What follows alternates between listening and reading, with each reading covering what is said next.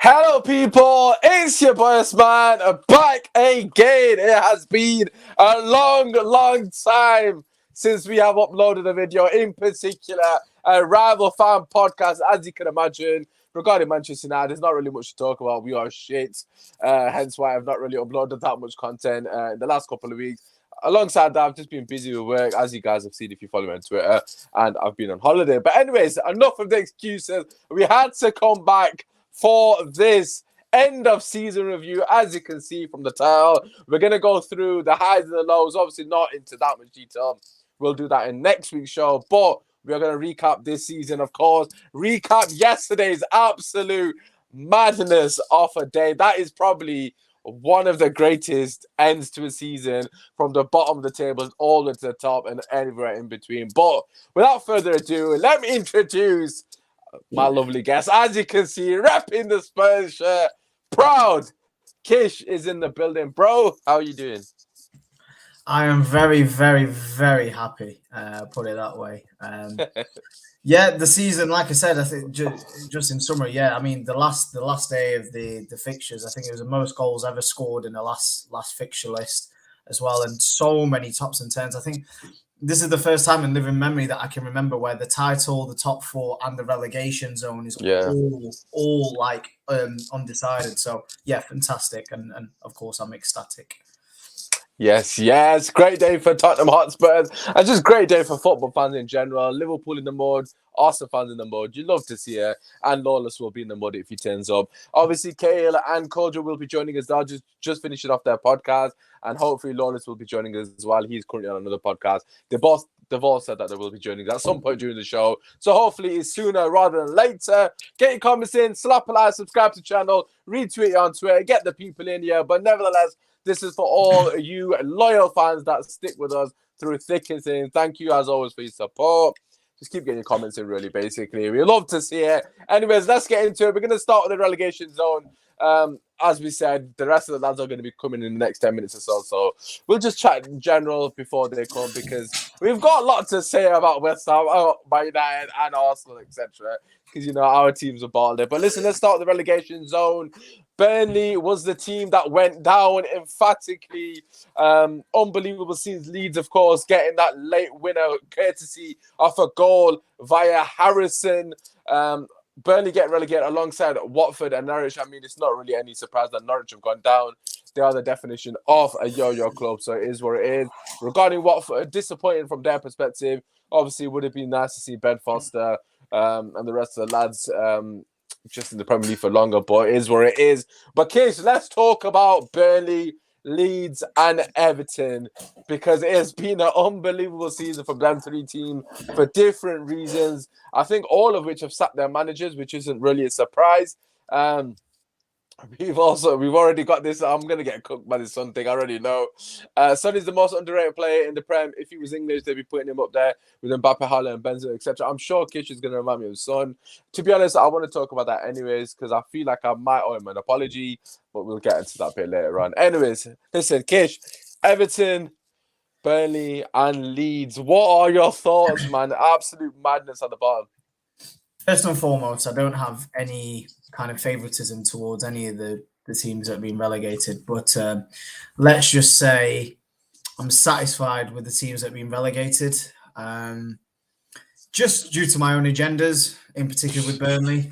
There's not much I need to say. You've seen it, fans saw it, last fixtures, you know, a certain stand has been taken all this season by majority of the teams, and I just feel that, you know, their fan base has let a lot of people down, especially when there's certain players with a colour minority within their own lineup who saved them on numerous occasions this season. Yes, and in fact, was the only person at the end of the season that was pulling a charge towards helping them survive. So let's just say, you know, I'm satisfied with the team that has been relegated. Look, financially, from what I've heard, they took a £65 million loan, so they're in a heck of a lot of trouble. So there's going to be a fire sale for them in the summer, and it's apparently their parachute payment will be used for that deficit straight away. So you know, they're going to be in a lot of trouble going forward. But yeah, I mean, it's crazy because you would have thought that with Leeds playing against Brentford away, I know Brentford had nothing to play for in a sense, but it's still a Brentford team that this season have shone really. They've had some really good results and played really good football. Whereas with Burnley, they were playing Newcastle at home. Not saying that's an easy game, but you would have thought at home against Newcastle with so much to play for that they would have performed at a higher level. But defensively, it seemed like the players were panicking throughout the game, and there was no urgency. And Tarkowski himself said it in the post-match interview that this season they've just lacked general quality across the whole border of the team. And it goes back to my thought process. I mean, look, they had some really good results when they sacked Sean Dyche, but why give Sean Dyche a new contract and then sack him within the next few months when you're still in the same situation where you're 2 points below relegation? It just doesn't make any sense. And it seems to me like the sacking of Dyche, there was a bigger factor in that than anything else, because he signed a new contract at the beginning of the season. So I just feel there's a lot going wrong at Burnley at the moment than right, unfortunately for their fans and their organisation. Yeah, I mean, I'd say good riddance to Burnley. I'm not gonna lie, I can't stand them. They're just Stoke for 2.0. Like, first things first, right? The fact that the sacked Sean Dyche is an absolute disgrace. I mean, that's up there with Ranieri for me. Obviously, Ranieri won the league for Leicester. I mean, the fact that he got sacked was madness to me. But the fact that Sean Dyche got sacked, the guy was working on a shoestring budget, the definition of no budget. The guy had nothing to work with. The squad was dead, bang average players, championship players at best, and he somehow got him to stay up season in, season out, difficult to play against on any day.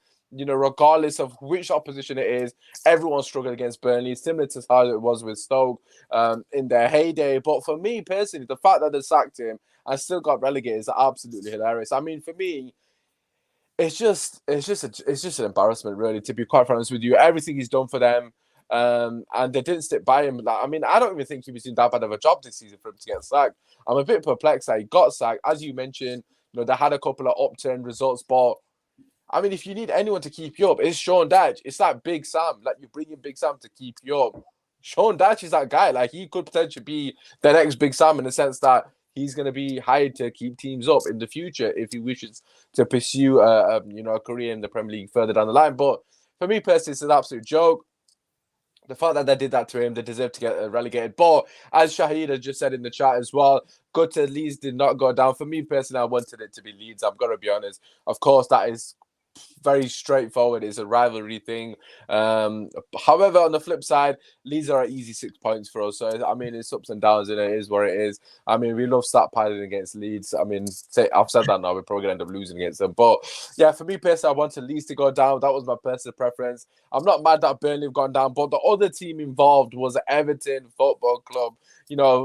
Beside the fact they got slapped by Arsenal in a completely needless game for them, what a season it's been for Everton. Do you think Frank Lampard deserves credit? Because, you looked like they were set to go down at one point, and you somehow kept him up. You have to give him credit because, look, they were down and out. And then before the Chelsea, I think the Chelsea game was the one that reignited their cause. And then, of course, the Man United game as well. But you've got to give a manager credit. As much as we've criticised Frank Lampard for the job he did at Chelsea, people argue that, yeah, he got them fourth in his first season, but, and he had the transfer ban, but the squad was still there and he still had a good set of players. Fair enough. Second season, again, it didn't work out for him, whatever reason, and he had the backing. So he was an unknown at Everton because he's now on the other side of the spectrum from Chelsea, to Everton, which are fighting for their lives. And it didn't start off very well for him at all in his tenure. I think they'd lost quite a few games away from home. I think their home form was patchy, but still okay. But away from home, they were getting battered everywhere they go. I remember they lost 5-0 to Spurs as well, quite comfortably battered, really. And then thereafter, whatever he did and whatever team talk he had with his team, is fantastic because that Palace game, 2-0 half-time, what do you say as a manager to your team? You're playing at home, you're 2-0 down. what do you actually say? And he Yeah. made the changes. Dele Alli, that is the best game I've seen Dele Alli play in many, many a year. Yeah, he changed the game, man, fully. And he changed the game, and he must have said something to him. So you have to give credit when credit's due. And he brought on the players. He made the changes that he needed to make to change the result. And yes, you're always taking a risk as a manager, but look, it's worked out. So give credit when credit's due. And it'll be interesting to see what he can do next year, because I don't think Everton will have a lot of funds, because again, similar to Burnley, they have a lot of financial issues. So it might be similar to what he had with Chelsea in the first season, where he might have to rely on youth like Gordon and co. So it will be interesting to see what he does next season. But so far this season, you have to give the guy credit. You've got to give him dues. Yeah, I mean, it's really hard to assess him off the back of that, because, you know, look, first things first, he did his job, which is keeping them up, which is the most important thing. But it was very much a sinking ship, and I think I don't know if he got lucky. Like, I know that sounds like a really ridiculous comment, because, like you said, you know, he does deserve credit for keeping him up. But you've got to bear in mind who he's competing against. He's competing against Burnley and Leeds, respectfully. Everton are miles clear of them teams if you actually look at their team on paper. Obviously, I know Everton were having a bad season, and people will say, well, you know, the circumstances he came in, he could only do what, he could only do the best of what he's got with. He took him from 16th to 16th with a very good Everton team in terms of on paper. Of course, they're massively underperforming, and it's the manager's job to try and get a tune at them. But I just don't think it's as big as of achievement that people are saying. And I don't want to take anything away from him, because obviously it's always, it's always going to help him in the long run. It's going to be a phenomenal bit of experience for him to keep a team up through these conditions when they are the big club in that sense, against the minnows, so to speak. But for me personally, I think he's done a bit of a piss poor job. I'm not going to lie.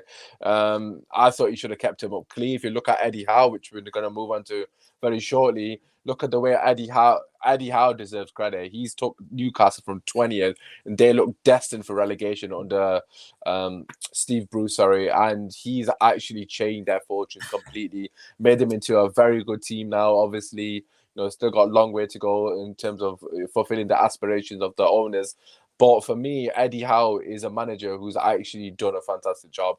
I don't think Lampard's done a great job. The only thing I would argue to that, though, Usman, is yes, both of the teams had different spectrums. But first and foremost, Lampard got into an Everton team, which, let's be honest, Benitez left in a very, very dire state in terms of... Yeah, but so will Newcastle in a dire state as well. What I'm saying is, with Newcastle spent almost 100 million in January. Of course, granted, you still have to perform and you still have to. Yeah, but look at that Everton team. He's got Richardson. What I'm saying is the team that Lampard inherited. He signed an out of form Dele Alli, who's not had a kick for about 2 years, an out of form Van der Beek, who again has not done anything at Manchester United of any note. So he's brought players into the team that's already low on confidence, adding new players to this setup who again have low of confidence. But that's his fault though. At the end of the day, he didn't need to go for Dele Alli. He didn't need to go for Donny Van der Beek. He obviously saw quality in them players and felt that they would make a difference. At the end of the day, you've got to credit Eddie Howe for the selection of players he's brought in, and the credit Newcastle rather than taking that away from them. At the end of the day, that's his signings. He wanted Dele Alli. He wanted Van der Beek. For me personally, I think he's got away with it, to be quite frank honest with you. I mean, fair enough, he's kept him up, but the fact that it was so close is a bit disgraceful. I mean, I just felt like he should be clear of that relegation zone. He should be. The thing is, though, 12. if it was without Lampard and Benitez stayed at the job, do you think Everton still would have stayed up? Absolutely. I don't think so at all. I think Benitez has got enough quality to keep them up. I think he would have turned it around eventually. And again, I feel like I've said I don't want to discredit Lampard, and all I've done is discredit him, which is understandable from other people who listen to this. But for me, I just don't think it's as big of an achievement people make it now. I think that's the best way for me to describe it. I do not. He took him from 16 to 16. I think Eddie Howe's done a phenomenal job. And let's talk about the three other teams above. I mean, it's not directly above. I've probably missed out Southampton and probably another team. But let's talk about Crystal Palace, obviously Aston Villa and Newcastle. For me, Newcastle been absolutely phenomenal under Eddie Howe, as I've just mentioned. Crystal Palace again, I think Patrick Vieira's done a phenomenal job. But I wanted to ask you about Steven Gerrard, another manager that's been massively praised. I mean, for me, I think he's a Manchester United legend. I've got to be honest. He's bottled the league twice for Liverpool now. I think I might actually start singing Gerrard's name, and I think he's actually more influential in stopping Liverpool win the league than Paul Scholes ever has been, because he actually has contributed twice to Liverpool bottling it. And I love Gerrard for that. I absolutely love him. He's one of the greats. I mean, and rightfully so. He deserves all the plaudits, and he's a hero at Old Trafford, no doubt now. But what have you made of him as a manager, apart from bottling I think he's got away with a lot at the moment. He's had the backing, the Coutinho signing. He had a few in January. If you look already for the summer, he's already signed Boubacar Kamara from Marseille, who were in the Champions League. Kamara also rejected Atletico Madrid in the Champions League. So there's obviously some appeal there. Gerrard obviously has appeal. He's got the pull. I'll give him that. He's definitely he has the pull. But it's all good and well having the pull, but you're 14th in the league and you've had a huge amount of backing. You can't deny that. They've been too up and down, in my opinion. There's many, many games where they've either been battered and lost badly, or they've won. There's never been an in-between. There's never been a 7 out of 10 performance by Villa. It's either a 9 out of 10, 10 out of 10, or it's a 3, 4 out of 10. Yeah, that's a good point. And that is the issue. And I think he needs to... If you look at their losses, they've lost a huge amount of games this season. And even if you turn those games into, say, 7-8 draws, that puts them in the top 10. So I'm sure he's probably going to be looking at it next season that defensively they're quite weak and they're quite soft to the core. And that's probably why Boubacar Kamara, comes straight into their setup. But next season, I'm sorry, I don't care who it is, he will have a heck of a lot of pressure because he can't have another 14th place finish next season. No way at all, because he's going to get the back in and he's going to have all the power because it seems like he does. And he's going to have final say on signings. So for me, next season, anything... Yes, God, yeah. What are you saying, my guy? Right, cute. Gerrard's biggest fan is right. Anything but a top 10 finish for Aston Villa next season, and I'm sorry, he deserves a sack. Anything but a top 10 finish next season, he deserves a sack next year, in my opinion. I think that's absolute facts, me. So, lads, we've just gone through the relegation zone. Obviously, that's irrelevant to us. We're just talking about Steven Gerrard, and obviously your thoughts. For me, personally, just to quickly fill you in, Kojo, I think he's a Man United legend. I think, I honestly rate him more than Scholes now. I think he's actually better than Scholes. He just solidified his status as a Man United GOAT. I mean, he's probably stopped Liverpool winning the title more than any other Man United player in history. But what are your thoughts as a manager? Kish has been very straight to the point, basically referring to the fact that, if he doesn't get top 10, he basically needs to get sacked. What do you guys reckon? Ooh. That's a bit of a tough one because he's got Newcastle to contend with. Leicester, next season, of course, yeah. Leicester are a better side than them, in my opinion. Who else did they got? Well, you got the Hammers as well. You got Wolves. It's not easy, man. It's actually not easy, And Palace, I'm assuming Palace with Vieira. Vieira's going to want to improve the team even more next summer as well. Look, it's not easy. It's not easy. I can't just come out and say that because even Brighton are ninth though. We've got to bear that in mind as well. Villa definitely got to be above Brighton. If you look at the financial backing, Kojo, top 6 aside. Yeah, Wolves, Brighton, Leicester, they've already signed Boubacar Kamara already. So that's a fresh signing that they have because they're weak in centre defensive midfield. So that's someone there to solidify that. So as a backing, he will get full approval for signings, right? That's why I'm stating top 10 for me is minimum when you look at the teams that will come top 10 this season in the league. I hear you. But the thing is... Before you go, Coach, just before you go, I don't think I've ever seen Kish in a Spurs shirt before on this podcast. Oh, sorry, mate. Just look at it. Sorry about that. I've got issues. Sorry, mate. Sorry, Kale. I'll have to get that sorted. I can't wait for this convo, honestly, God. Listen, I don't care. Come on! I don't care if nobody views this video yet. I've just done it for us. I can't fucking wait. Listen, Kaya, chat to me. Call chat to me about Gerrard, but let's just get through this bullshit. Forget Gerrard, man. Let's get straight to it. Fuck him, man. F him, man. Scrap it. No one gives a fuck. But Gerrard, I actually love you. Just throwing that out there. You're betting Skulls. I've officially said it off the back of bottling it again for Liverpool. My goal. Anyways, let's move on to top 7. Let's start with West Ham. Lawless isn't here. He's meant to be here. Lawless, I was gonna come for your neck because I put something on Twitter. Yeah, I don't know if you've seen mine and Lawless's interaction on Twitter yesterday. It's so funny. So basically, Lawless has put something like, I can't remember what he put. He said, "Oh, it's a disgrace that they've come 7th," and I've just put, "Ha ha ha, you're still below us," or something like those lines. And all West Ham fans standing, obviously, Lawless' little minions are replying saying, "Look how far Man United have fallen." Blah blah blah. Blah, blah, blah. Listen, to any West Ham fans that watch this clip, yeah, we may have fallen from great heights. Great heights. Our worst ever Premier League season ever. And you're still below us. That's how shit you are. You are still below us. Our worst ever. We've never done this. This is our worst. And you're still below us, big man. We even through the last game, and you still didn't overtake us. We played the kids. We played a grown-ass man who shoots bow and arrows for a living, and you still couldn't overtake us. We lost to Palace. Zaha getting a goal. Bruno setting him up. Bruno even thought, "Right, let's give West Ham a chance. Let's give him a chance." Zaha, here you go. He's a goal. Finish it off, son. And he finished it emphatically. West Ham 1-0 up. Antonio finally scored. Lawless is in the chat, rubbing it in, and then all of a sudden it's gone quiet. I didn't know what was happening at West Ham because why would I care? I was looking at the Liverpool and City scores, but Lawless has gone quiet, and I got worried. I thought something has happened to him, and then I checked the score, and you're losing 3-1 to a team that's got fuck all to play for.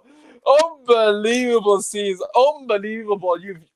Oh man, it's absolutely beautiful. Like I said, we may have fallen, but this was your best chance to break the top 6. Connect season. You're going to be back where you belong. 7th, 8th, 9th, mid-table club. Enjoy it. I told you were never in a top 4 race. I said it from start. You were never in a top 4 race. Man finished 7th. But anyways, that's all I got to say on West Ham. What are your guys' thoughts? Coach, obviously you got West Ham contingency, a bit West Ham in your blood. I'm assuming you're a bit disappointed, aren't you? Yeah, I'm so upset. I really wanted West Ham to finish 6th. Judging by the look on my face, you could tell that I was very, very, very, very upset. Listen, I shout irons here, but when it comes to my club, I know where my club is, man. So fuck them, man. Listen, listen. I booed in 2011. I went to England versus Ghana and I booed Welbeck. It's now 2022. 11 years later, I've grown up. Welbeck scored a header and I cheered him like he played for Ghana. That was a beautiful header. And they deserved the loss. They had a nice run in Europe. They did well. They got to the final. No, they got to the final. They got to the semi-final. They lost that one. And then they thought they were going to get top 4. Obviously, we bottled it, but they bottled it even harder. They were ahead as well. It is what it is, man. West Ham they've done well. They've done very well. And we can't discredit them because one of them ones where no one expects them to even challenge for a European spot in any case. That's the truth. But there's a big summer for them because they're about to lose Declan Rice. Really? I think so. I don't think that's happening. As in, there is going to be a club. Okay, if it's not this summer, it'll be next summer. It'll be next summer. It's 2 scenarios. Either there's going to be a club stupid enough, not that he's not a good player, he's a very good player, but stupid enough to pay the price tag or near enough the price tag that West Ham want, or next summer just losing for very cheap. One way or another, he's not staying there long term because they're not getting into the heights that he wants. Champions League football. They're not winning the accolades that he wants. They might win the Conference League, but he hasn't got ambition to win the Conference League. Let's just be real here. So, yeah, no, they had a good run. They did well this season, but they weren't going to pull any trees in the Champions League going forward. So it's good that they fell off from there, and they're not good enough for the Europa League because they didn't win it. So that's the be-all and end-all of that. On the Declan Rice situation here, I'm saying that nobody is stupid enough to pay the money that West Ham are going to demand. I'm expecting. I honestly don't think Manchester United are. I hope not. They're going to be asking for a stupid amount of money, maybe 120 to 130 million for Declan Rice. Wow. And he's not worth 130, 120 million. The other teams there are Manchester City. I don't think they need him, and Chelsea. Once again, maybe Abramovich might have done that, but I don't think the new owners are going to do that. And I think he's going to stay for this season. And depending on where Newcastle finish, they're going to put in a very nice bid for Declan Rice, and that's where he'll end up. I think he'll go to Newcastle. What? I think he'll go Newcastle. No. I see that because if that's not a bad shout, to be fair. If they produce the right kind of project and they sign good players and they want to make him the marquee signing, that could work. No, I don't see that at all. I do not. You think Declan Rice? Can you imagine Gimenez and Rice in Newcastle? You think he's going to go from West Ham to Newcastle? Yeah. Absolutely. Yes. Who's in the backing? Why do you think? Why would he do that? Though? That's a backward step. There's a £200,000 a week contract from Newcastle with the promise and not desire. What's the word I'm looking for? The ambition that they're showing, or they're going to show, is a much more tastier offer than 200k at West Ham. And I said before, I don't see Chelsea putting in stupid amounts of money anymore. I don't see City going in for him. City don't need him, and they got Rodri. You could argue that's why the likes of Adebayor, Tevez, Kolo Toure, Yaya Toure, all these players went to Manchester City because they knew eventually, within their own period of time, they're going to be a success, and that's what happened. So I don't see why Rice wouldn't go there.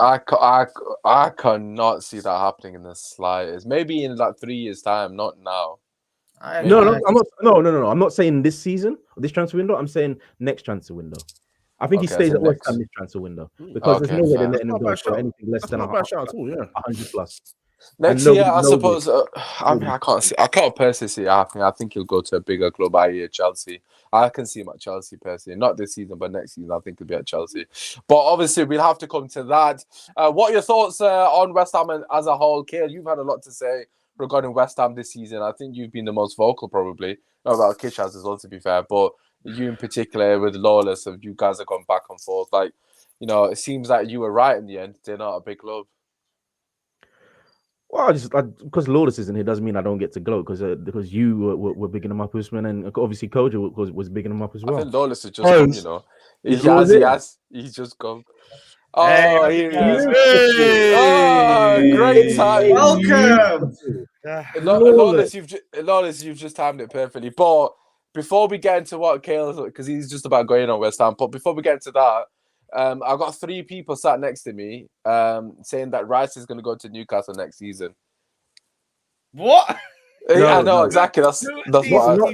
Not next season. Next season's transfer window. So the season after next. Next season's transfer window. What do you mean? What does that mean? Okay. Sorry. Paint the scenario.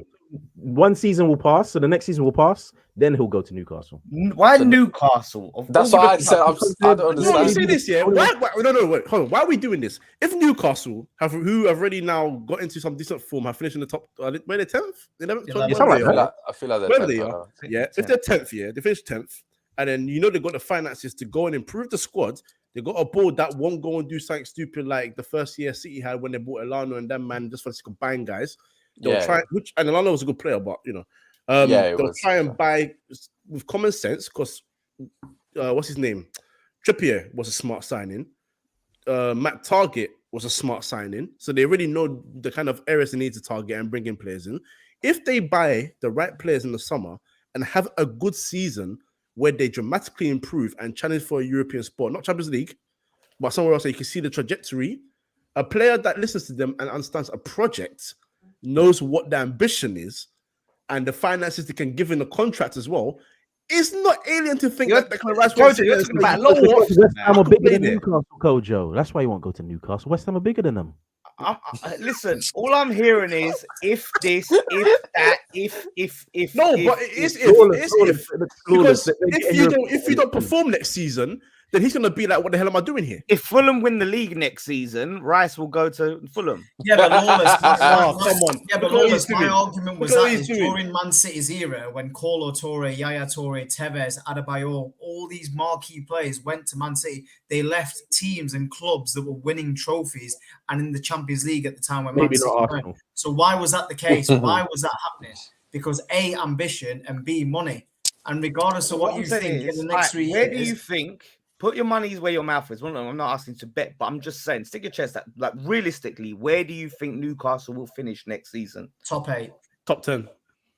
Top 10. Top 8. To me, they'd have to like come close to getting the shit, like compete like what we have for the Champions League and maybe finish Europa League and then say and have top players, then bring in, because Rice ain't just going to sign it. They'd have to sign names that then you want to play with like that. So where people are talking about, and the owners, you look at the owners said, we ain't going to go and spend like crazy in this transfer window. We're trying to do it. What they have to say. They said that in January and they spent 93 million, which was loose change, and went from bottom to 10th. To be fair, they was in a relegation battle though. They were in a relegation battle. Yeah, you're trying to get into the Champions League. Yeah, if they're allowed, they're gonna spend stupid money, like 250 million. Bro, City said we will never be a club. We'll always spend smart, and they spent 100 million clean on Jack Grealish. Listen, if you want the man, you will pay. That's it. If Rice was to move away from London, he's a family man. He loves his family. He don't like to be away from them. If he was to move, it has to be like, I'm playing He wants Champions League football. I think it's Chelsea, personally. I think it's Chelsea. Or Man City. Man City don't need him, though. They got Rodri. But they're interested in him. And but Fernandinho's gone. Oh, yeah, of course. And Gundogan might leave. Yeah, Gundogan is going. Apparently, he's going to Arsenal. I don't know why, but I've heard Calvin Phillips is his. I don't know why. Calvin Phillips for 50 million. I mean, Gundogan just scored the goal to win the league, and he's going to Arsenal. But anyways, we'll come back to that. Right, we're gonna have to speed this up. Obviously, let's talk about West Ham in general. Then we'll move on to Man United and just rip the shit out of them. Me and Colger will join in happily. I missed the Arsenal. The Arsenal. No, we haven't. We haven't. We're going up the table. Don't worry. That's why you're first, because you're at the bottom. Oh, we're next on us. Don't worry, we're right next to you, but on the right side of the line. Anyways, Kale, as I rudely interrupted you, what were you about to say? I felt like you were just about to rip me and Lawrence. Nonsense for you about to speak, my friend. Let's hear it. He was about to rip me and you a new one. He put me with you, so I'm gonna have to back you. I did because you were using the West Ham stick to beat us. So I'm go for it. I'm here for it. And honestly, Lawrence, I don't care what you can say about Arsenal. We're shit. So I don't give a shit right now. The absolute audacity to speak with your chest as a West Ham fan about Arsenal. Absolutely. Sorry. I don't know what's going on. I need to say. Sorry. It just keeps happening. I don't know why. It just keeps happening. Play again. Sorry. Play it again.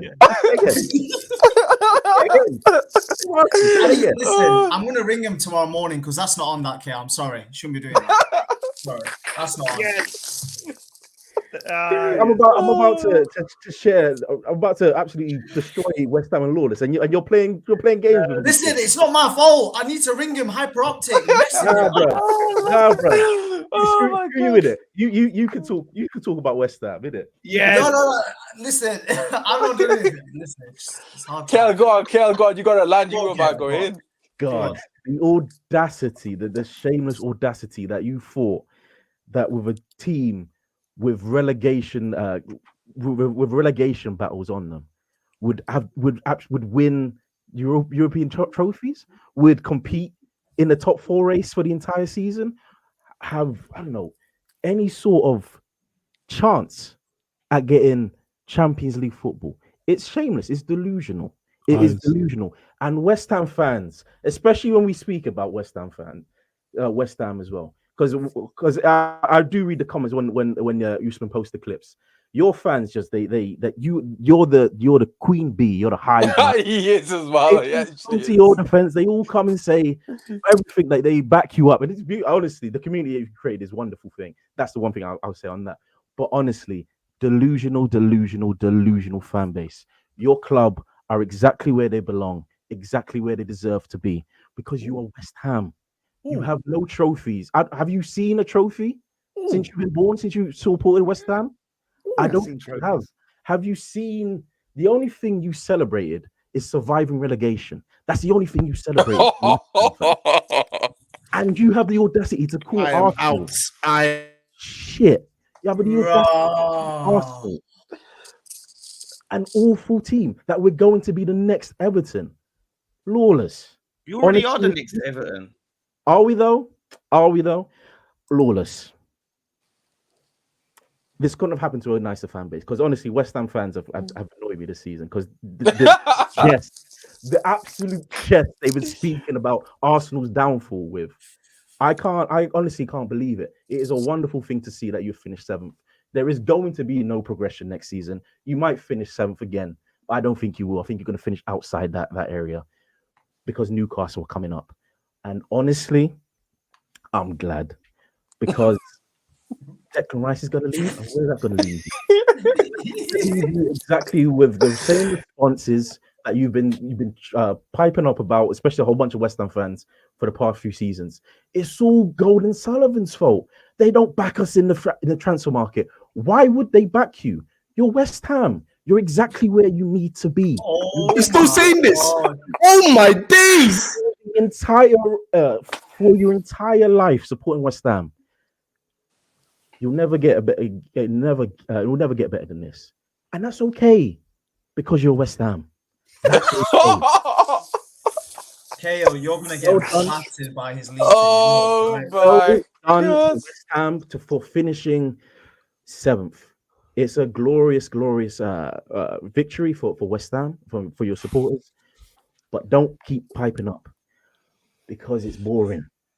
You think you're the first to do this? Aston Villa done it when a few seasons ago. Martin O'Neill. Everton have done it a few seasons ago. There are a whole bunch of teams that have done it. Portsmouth are doing it a couple of seasons ago as well. But in the end, they all fall like West Ham have fallen. Who they are. And West Ham. Oh my God. They are who you are. West Ham. And it is wonderful. Just accept that. Accept mediocrity, because that's what West Ham are and will forever be. And have always been mediocre. And they will forever blow bubbles. You missed that one. Your song's about misery. It's about being disappointed. So, is what it is, man. Are you done? Are you done? Are you done? Oh my God. Kale's wanted to get that one off his chest for a long time. Listen, I was like, you know what? I'm just going to say, man, I'm going to let him say everything he needs to say. And I'm ready to come back for you to sit there and talk about my fan base. Let me tell you about your fan base. Your fan base is so disgraceful. You had West Ham fans wanting Tottenham to get top 4. Do you know how much of an absolute embarrassment and a disgrace you have to be as a fan base for West Ham fans to be happy for Tottenham to get top 4 over you? That's how bad your fan base has been. The delusion. The lack of awareness of where you are as a fan base. Yes, Arsenal, you did all this great stuff in the past. That's why you supported them as an East London boy. East London boy supporting a North London team because of the glory, because of the trophies. But what have you got now? What have you got now? That's gone. The reason that you supported Arsenal no longer exists. Winning trophy. We won a trophy a few seasons ago. Okay, you want is that okay? Does that make you happy? Does that make you happy? Are you content? We won a trophy, so we're still winning. But does that make you feel better? Does it? Does that make you feel better? It makes me feel better than West Ham fans. That's your position. But we're so small. We're so small and irrelevant that you compare Arsenal to us. That's the funniest thing. That's what you're doing. You're sitting there going, well, we've won the trophy. You didn't win the trophy. That's what you're doing. No, and here's the thing. I'm gloating. You yourself, right? Your word of the season has been progression. That's been your word this season. Yes. Listen, listen, Usman, how many times have we thrown that in? Because you did. You started jumping on the Arteta train. Don't act like you did just because you wasn't. Oh no, no, Lawless. I do agree. I was on the progression thing. You was. I don't get twisted. He was on the Arteta train. I've never been on the Arteta train. You started, but you started going on the progression thing. Yeah? No, on the progression, fair play. Arteta, hell no. Yeah, but that's what. But this is the thing. It's not progression. We've made actual progression. We've made genuine progression from where we were and where we are now. Yes, 6th last season. We came 6th. We got Europa League. We had a good season. We came a few points off of top 4. Right. Again, Declan Rice getting injured was just kept it a little step too far. All right, injuries. I know we can't all blame injuries. Everyone gets injured. But I'm just saying we came close. We didn't get it. We was happy with Europa League. We go into the Europa League, small squad now. We go all the way to the semi-finals. We get knocked out to the winners of the competition who beat Barcelona because of a clown getting himself sent off. And at the same time, we spend so much time in and around that top 4 race. We decided to put our eggs in the Europa League basket. We fell short. But guess what? We came within touching distance. And I'm going to get on to what happened yesterday. But we came in touching distance of getting in the Europa League again and going again. Yes, we're in the Conference League. But in the grand scheme of progression... You bottled it yesterday, though. You bottled it heavily. Yeah, we did bottle it. I'll get into that. But Arsenal... Let's talk about them. Back-to-back 8th place finishes. Now, yes, we're not in the Europa League this season. No Europa League. Let's focus on the league. Look what Chelsea did. Look what Chelsea did when they had no European football. What are we going to do? Oh, we're going to get back in the Europa League. Well done. Well done. Let's get out of the Europa League to get back in the Europa League and call it progress and lie to ourselves and everyone else, because that's fine. You can look at West Ham and you can use that, make yourself feel better. But you'll be living a lie because you know Arsenal will never be the team that you chose to support, ever. And you want to rub your hands about Newcastle and all of that. They're coming for your spot. Listen, we may end up behind Newcastle and Man United and all these other teams, but so will you. Listen, we can be mid-table together. And you know what? I've supported my team through worse. What are you going to do, Cahill? When Arsenal irrelevant. Kale, what are you gonna do, He did the Hulk Hogan. What are you gonna do, Kale? What are you gonna do? Is on the wall. And yes, I've given Arsenal a lot of stick this season, but everything I said has been true. I've spoken facts. Your manager is not good enough. Your squad is not good. Relax, Lawless, man. The board might see this, man. Let them give him new contract. Let them give him new contract. Listen, Lawless, if their fans want to celebrate this as progress, just let them celebrate it. Because I'm seeing them rating their season 8 out of 10. Robbie gave it an 8. Robbie gave it 8. Robbie gave it 8 out of 10. Wow. They're falling. That's what I'm saying. Okay. We're doing this, yeah. We're doing this. Okay, maybe we might hit a brick wall. We might go black down, but they're just, free fall. And they're thinking 8th to 5th. Wow, count the numbers. Those the guy said today. No, it does to be fair. I don't think about it. No, all the teams could not have rolled out the red carpet and made it any easier for you to get 4th. Everyone was like, Arsenal, please take 4th. Please. Not everyone.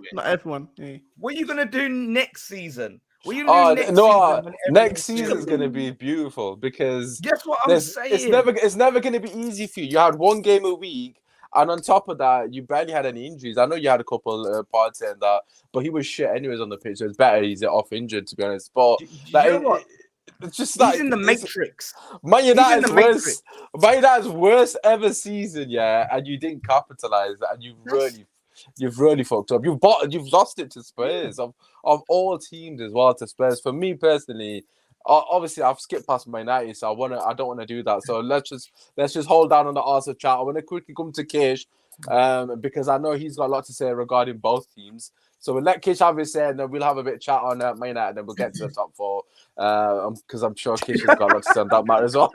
So Kish, the floor is yours. Yeah. What do you want to say? I got told Mikel Antonio was better than sliced bread, i.e. Harry Kane. I got told Declan Rice was going to be the Queen's stepson because he was that good. I got told that Europa Conference is something just to take the piss out of and laugh at because of certain teams in the Europa League. Well, guess what? They're now in the Europa Conference League. And I got told that they were going to win the Europa League and everyone was going to laugh at Spurs. Again, that didn't happen because Moisey messed it up again. And the one thing that KO said about Lawless is so right. His fans on Twitter are like leeches.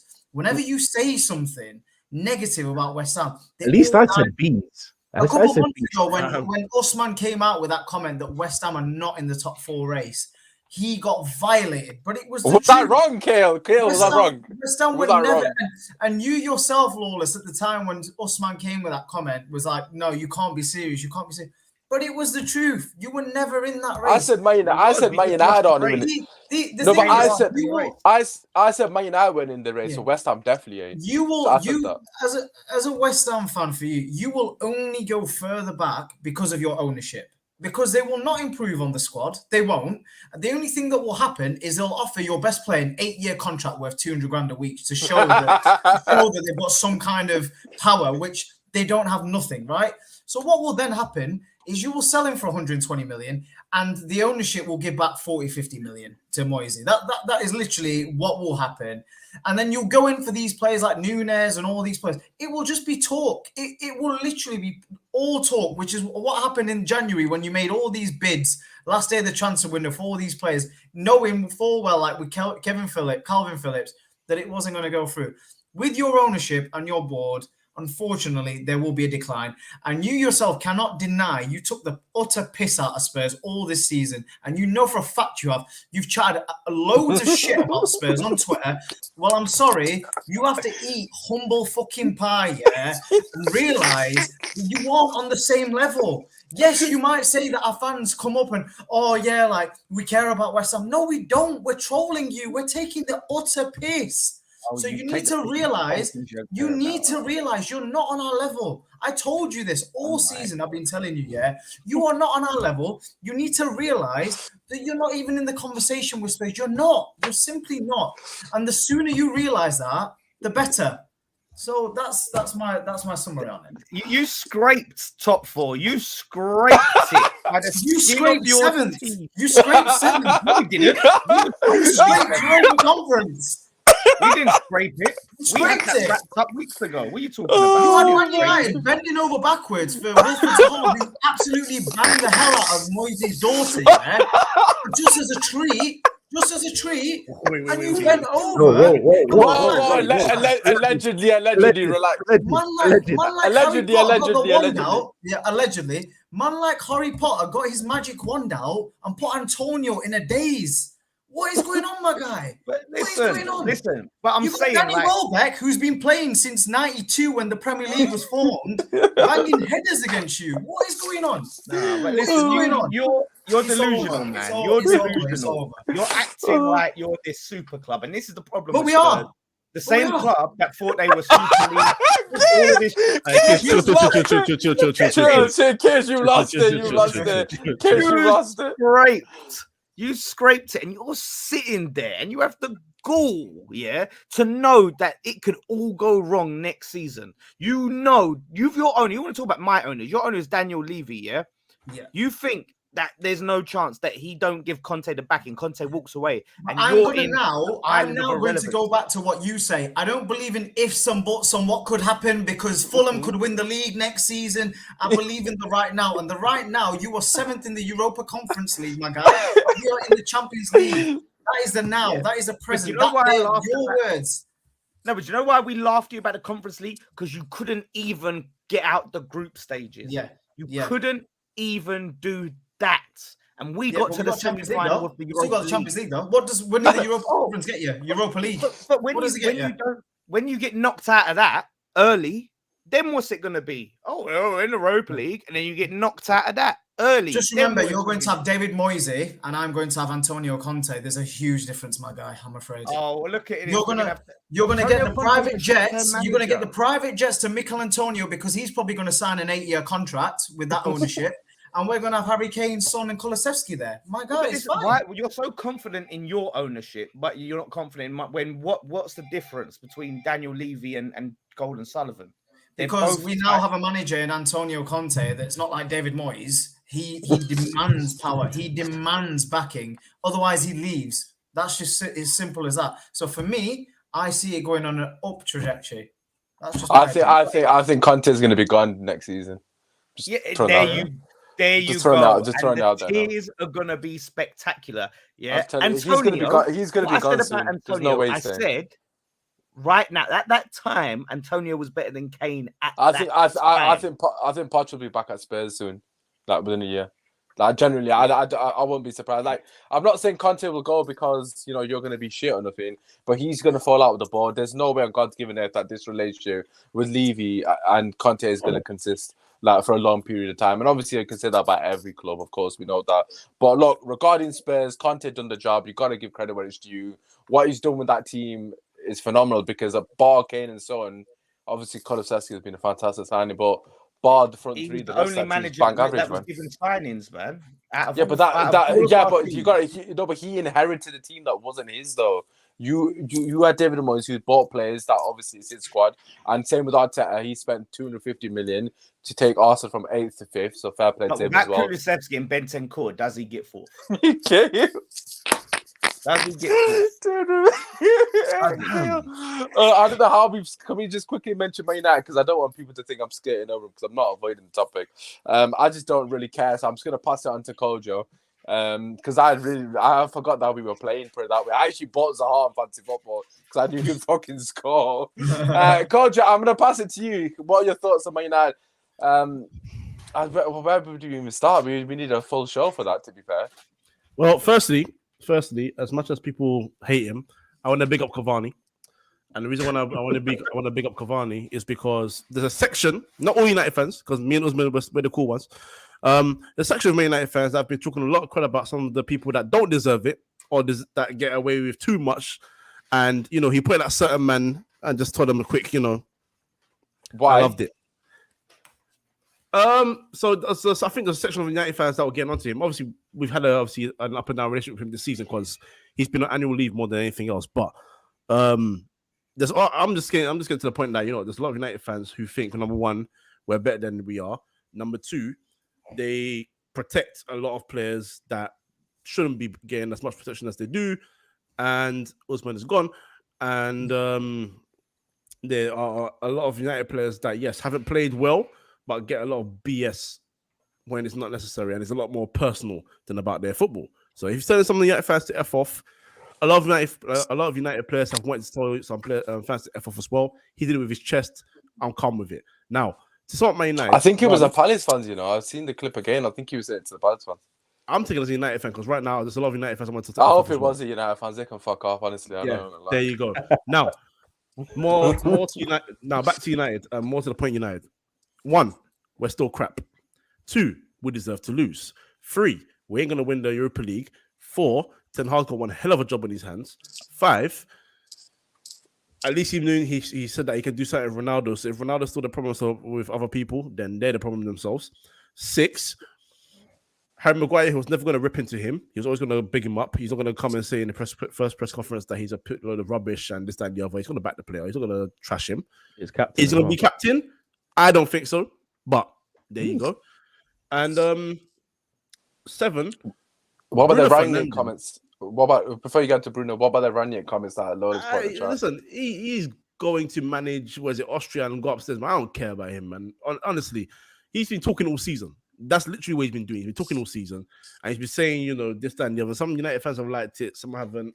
Me personally, I've never really bought into it just because it's like you're talking a lot, but you need to do your job with the manager. And if you don't do it, then I don't care. That's it. So until I see him do something or whatever his role is supposed to be, he too can shut the F up. But back to Bruno Fernandes.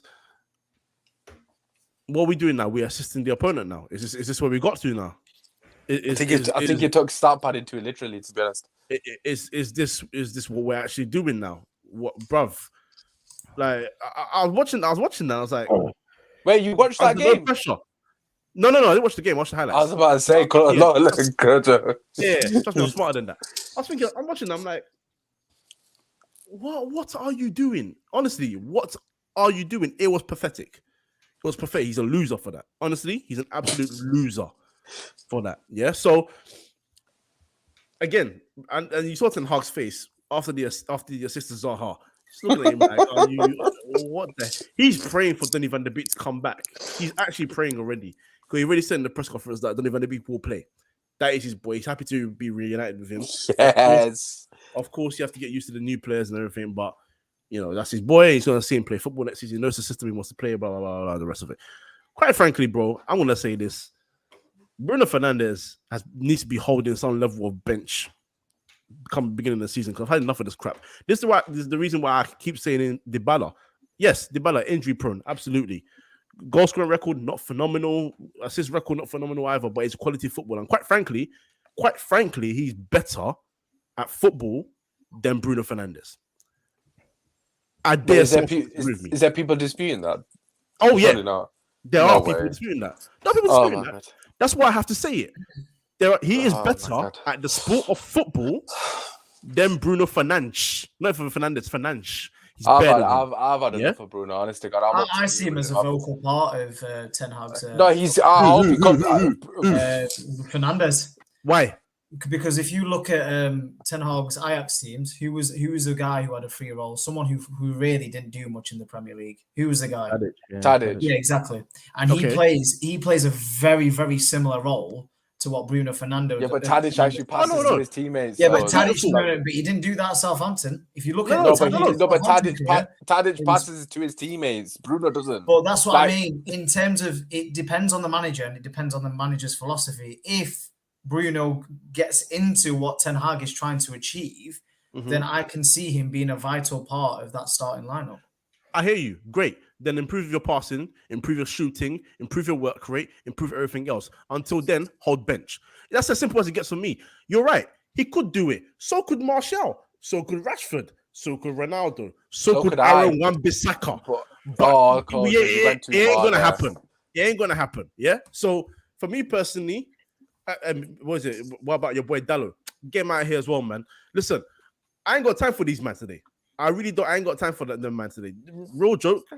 They are a joke. They're just rubbish. They've been playing rubbish. They've been rubbish. We've been like this since 2013, end of the season. We finished 7th. We ain't consistently finishing the top 4. No, finished 6th. 6th. No, I'm talking about flipping Moyes. Oh, right. I'm talking about up to now. Shout out Lawless. 6th. Yeah, that's heritage. That's heritage for you, by the way. Yo, quickly, tell your back on you on Lawless. The West Ham boy. I know, Kojo, don't trade Lawless, bro. That's your guy, man. Hey, bro, like I said to you, Lawless, you weren't here when I said it. I said, listen, I shot irons and everything, but when it comes to my team, I know why I am in it, so F you, man. But anyway, no, on the real look, there's so much to do at Man United, man. There's so much to do at Man United, and Bruno Fernandes is one of the issues, but he's not the biggest issue. We know what the biggest issue is, but he just needs to be allowed to build his own team and all that. I'm expecting, if I'm being honest, about 8 players to leave, and I'm expecting about that's including the free transfers. Including the free, I'm expecting at least fucking 10. The sad thing about Man United players is they're not really marketable right now. You can't. I don't care. Just cut their contracts. I swear to God, if it was up to me, I'd cut all of them. I hear you. Just cut the lot of them. I swear to God, no, that back 4, is the shittest back 4 I have ever seen with those 2 men in front of them. That has to be. Who was I chatting to? I was chatting to someone. It might have been Raj, actually, Kish. And basically, he said to me, an Arsenal fan, he said to me, this Man United team that played against Crystal Palace, generally, no cap, could get relegated. It's that bad. Like, it could get, not with Everton. Like, we could get relegated with that team. It's so shit. You can imagine, man. If it wasn't for Ronaldo, I swear to God, and De Gea saving that ass, we would be 15th. I'm not even over exaggerating. Praise to Maguire today, though, in his press conference. Did you know? I mean, he's not going to come in and very high praise to Maguire. He's not going to rip into him. No, listen, he's not going to come in and call him shit. Is he? Come on, man. He'll do that behind closed doors, isn't it? There's ways of saying things, and then there's absolutely licking him up there. That press conference, he spoke very well of Maguire. Gish, don't do that. He didn't lick him. He did. You can't deny it. You can't deny it. No, you're in denial, man. He didn't lick him up. Kojo, you're in denial, man. But Maguire Beckenbauer that next season. Yeah, of course. What are you Manchester gonna do? Maldini.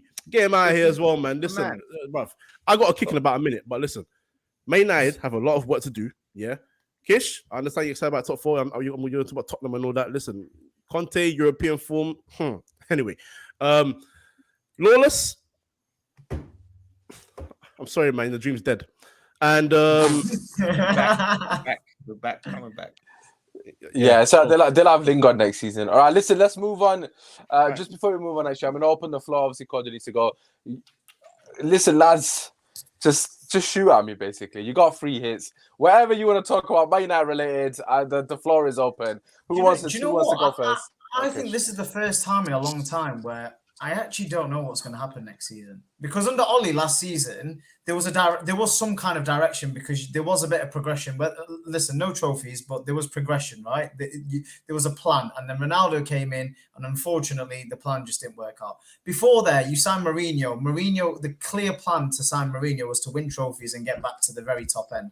Van Gaal, same thing. It was to get to the top end because that's what Van Gaal did. At Holland, he did a really good job.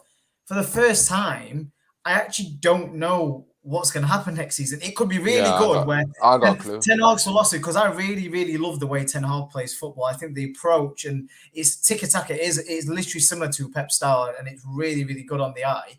But I don't know if that will work in the Premier League because Dutch managers in the past who've come from there to here, it's just not worked out for whatever reason. So I don't know. United, it wouldn't surprise me if United ended up in the top 4 next season, but it also wouldn't surprise me if they ended up 7th. Do you see what I mean? It's too hard. It's too hard to call at the moment. Last season, the end of last season, my prediction, I think it was United like 3rd or something, because I genuinely thought this was going to be a big season for United. Whereas now, for next season, I wouldn't even know where to guess where United will turn up in the position. Could be 10th with Newcastle, to be fair. Honestly, it could be anything. It could be anything. Okay, now absolutely shambles, man. I mean, the only positive I would say from Ten Hag, obviously, I'm assuming you guys not listened to all the press conference, but he spoke very highly in terms of work ethic, like in terms of working for each other, fighting for each other. In terms of like just stuff that Rangnick said, to be fair. So I'm just eager to see where it takes us, because obviously Rangnick was all talk as well and none of it came into fruition. So time will tell. But one positive that is very good, the players are coming back early from holidays, which is fantastic news. They're coming back a week early, if I'm not mistaken. So June the 27th, which is great, because he said they're coming back early because we've got a lot of work to do.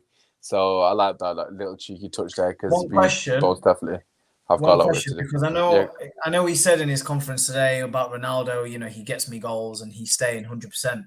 But do you truthfully think Ronaldo will stay next season? Because it's no Champions League for a player who is Europa League Varane and Europa League Ronaldo. Yeah, wow. He's defined, yeah. So do you think you will keep Ronaldo? I mean, I was talking about it yesterday with my mate, but where would he go? Like, where would he go? Like, I can't. PSG are not going to get him because of that stupid Mbappe contract. We haven't even spoken about that, but we'll leave that for another day. But so PSG aren't going to get him. He's not going to go to Juve for obvious reasons. He's just gone there. Madrid won't take him. Obviously, Benzema's doing his bit. They could be an I was just about to say the only team potentially would be Bayern, but Bayern don't do stupid deals, so it won't be them. They don't do this nonsense where they pay stupid wages for a player or whatever. So, and they get rid of Lewandowski, who's like 4 years younger, or 3 years younger, to replace him with a 3. It's just not something Bayern do. Like, so I just can't see where it goes. I personally think he does stay, not because he wants to, because he hasn't got many options. So hopefully he can do as Zlatan and lead us to some form of happiness. But time will tell. Lawless, any thoughts? Kale, any thoughts on Man United before we move on? It's on them. Like, I knew you'd lose yesterday. It's been a horrendous season. That's what hurts even more. I knew you'd fucking lose. I knew we were gonna lose. I could not believe it. In my head, I was thinking, "Fuck, we're 7th." The whole time, I was like, "Shit, Lawless is gonna violate me." Fuck. I told you you're coming 7th. I told you every time you Man United can fall down. I was like, "But so can West Ham." I keep telling you. Telling you. Context. But this is the thing. When I look at where West Ham are, this is going to sound crazy, right? But I look at West Ham, what we need, and I look at Man United next season. The rebuild is insane. Yeah, our rebuild is outrageous. 15 players. It's mad. And you're saying 10 players need to go. And you have to look at it. And I know, listen, a lot of them deserve to go. They don't deserve to be there. They've been shocking. Facts. If you're Ten Hag coming in, I think he's going to have to be realistic and say, let's get the ones that really need to go, the ones that are really playing in the dressing rooms. These ones aren't good enough, but we need a squad to tackle Europa and Prem. You're going to need that. You need that squad. Realistically, you're not going to sign 10 players next season. Not 10 like players that are going to we'll probably sign 5 out of very push. 5, and then there'll be like this young player from the Dutch league or whatever. There'll be a few young players that ain't really going to be expected to go straight into your first team and all of that. But realistically, like it's going to be 5, like hopefully for you, key signings. And then the question mark is still on Ten Hag. Like at least with Conte, known commodity. He come in as a known commodity. And things like that. Whereas Ten Hag, like he's been really good and really likable manager. He's something about you, gets you excited. I see that. But when it comes to delivering results in the Prem with a tough team and a big job as it is, as a fan base that are rapidly losing or have lost patience, man, like that's tough. Like fans, I think you'll be a bit patient with him at the start if you start losing the first few games, but I can't see him being allowed to have a shit season and fans being. I think he will be allowed. I'm not gonna lie. I just think. You think like if you have a season like you did this season, like if we come 6th or 7th, just say we come 6th again, hypothetically. I personally would be surprised if a lot of fans are calling for his head, unless it's like diabolical football as well. Like if you can try and potentially see, because like you said, we're not going to have the luxury of getting rid of all the players. In the ideal world, he needs 15 players. Like, what he needs to do, and this is where we're going to do the mark of the coach, improve, and we've seen it before with teams. Yeah, get the best out of the players he's got, absolutely. Yeah, exactly. Maybe he could bring back Luke Shaw and bring that Luke Shaw we started to see where he was probably maybe Harry Maguire. What he said is true, and he can turn Maguire into that guy. He said it. Well, let's see. You ain't gonna sell him.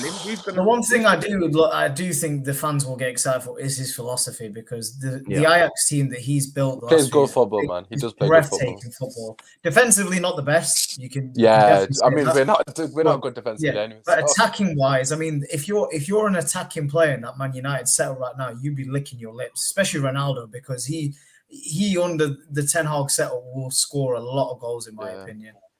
He's going to want that golden boot. I think for me personally, I've got a feeling it's going to be, in terms of football, I want it to be Wenger ball, basically. I love Wenger's football.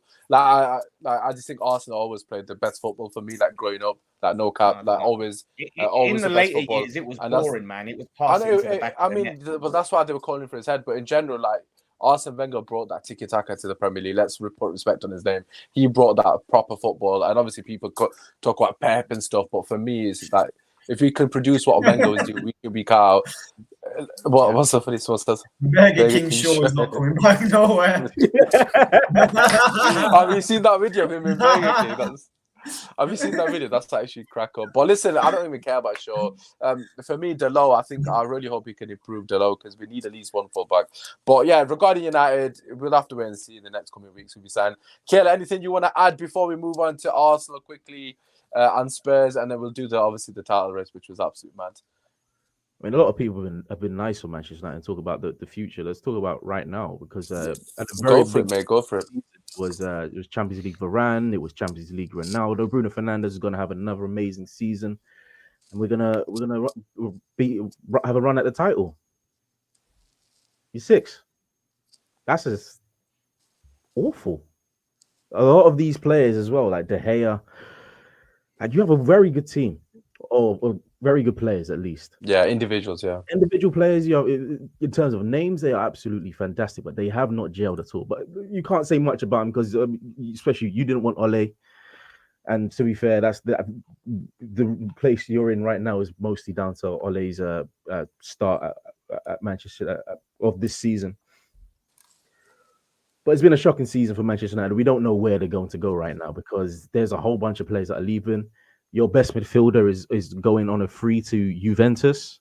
Again, mad. Again, yeah, I forgot about that again. We got to celebrate that, because we'll never, ever. Oh my God. I'm so happy, man. I'm so happy he's going. I swear to God. It's just done. I'm so happy. Like, people just shut up now. I don't want to hear his name mentioned again. Relief. Oh God, absolute relief. But okay, you're absolutely right. Like, end of the day, everyone has been extremely nice. But let's call a spade a spade. I was saying at the start of the season that Manchester United should be in a title race, not in terms of physically in the race, but as a competitive basically, which was the word that I used. I thought we were going to come third. Even under Oli, I still thought we'd be third. I still thought we'd be competitive enough. I thought, winning a trophy was the bare minimum because we haven't won one in ages, became second. And I thought with the signings of Sancho, to be honest, I forgot about Sancho. You'd probably say he's flopped, realistically speaking. I'm not worried about him at all, but if I'm being fair, he has flopped over the whole course of the season. But for me personally, mitigating factors, again, the club being an absolute shambles, whatever. There's reasons for it, but he has technically flopped. Ronaldo's been successful. Varane's never been fit, so I can't really even judge him on his performances.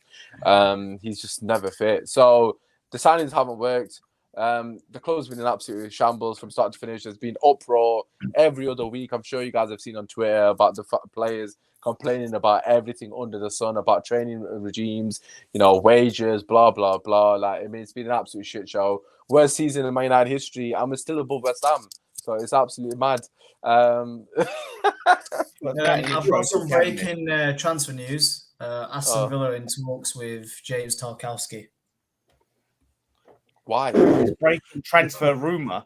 There's a rumor. No, it's actually it's on now. It's saying that they're in talks. But how old is Tarkowski? Sorry, he's a free agent. How old?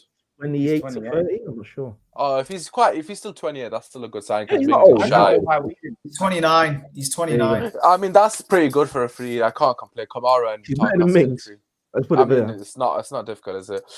Ming set up De Bruyne, which for me personally, he's a legend. But listen, we got to speed up because we haven't spoken about the title race, which was the greatest title race I've ever seen. Let's quickly talk about Arsenal and Tottenham. Kish, over to you, mate. What are your thoughts?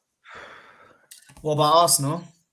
In general, no, your mob. Start with your mob. Yeah, I mean, look, they bottled it. Truth of the matter is, they did a Spursy, but it was they were sick. I seen a stat here, Kale. Sorry to interrupt you. You are 4 points clear with three games left. Yep. Oh, and 6 points clear with the game in hand. Exactly, it stinks. And probably the worst thing about it is what the guys have said. In a season where the league is the only thing that they've concentrated on because they got knocked out by Nottingham Forest in the last 32 of the FA Cup. League Cup, yeah, they got pretty far, but then lost to Liverpool in the semis. So really, there was no reason for them not to. I mean, the only thing you could say is he sold half of his players in January that he didn't need, and then also faked numerous games for COVID, which I'm sure... Then he got slapped. He faked that game. Licking his wounds now. And he got slapped. Had a few interesting press conferences saying his team were the better team. Obviously not. And yeah, I mean, it's cost him because I think he gave a lot of talk. There was a lot about him in his interviews that we're saying we're looking forward to this, that, and the other. And next season, I do feel like it's going to be a massive struggle for Arsenal because they've spent 120 odd million already in the summer.